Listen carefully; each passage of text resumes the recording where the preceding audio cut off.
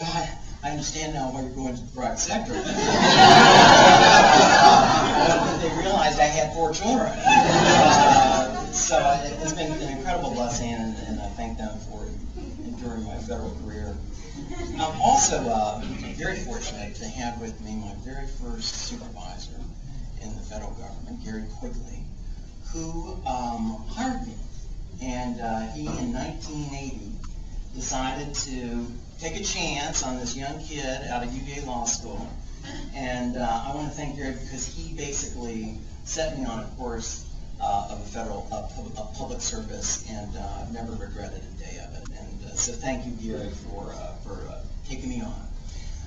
There's several of my former supervisors here tonight, one being Angela Stiles, the first administrator of the Office of Federal Procurement Policy during the Bush administration. And I want to thank Angela for having convinced me to leave the Department of Defense, and convinced me to take a chance on procurement policy, and said it really is not that bad. And had it not been for Angela, I would not have had this extraordinary opportunity to work in the Executive Office of the President.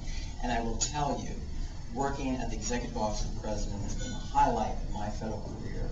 It is something I will always remember. It has been such an honor to be a part of the Executive Office of the President.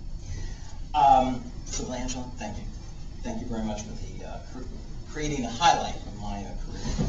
And I want to give special thanks to Doug Johnson, who is, believe it or not, served as my direct supervisor at OMB longer than anyone else.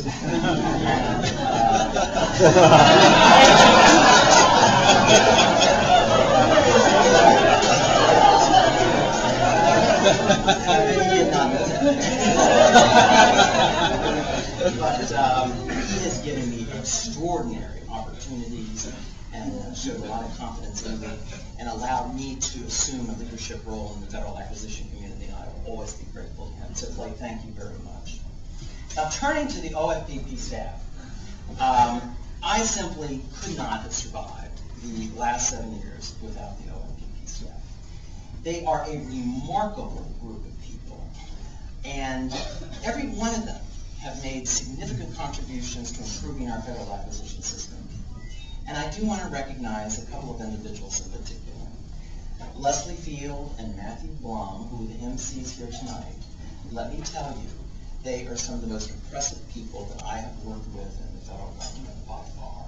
And so both of you, thank you very much for all your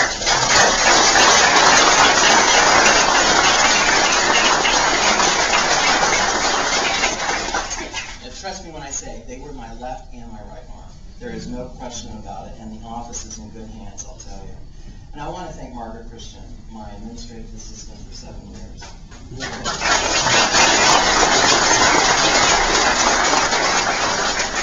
know, it's hard to believe, although I think Jane will probably confirm that sometimes I can be difficult. And Margaret has endured that so gracefully. Margaret, thank you for everything. Appreciate it.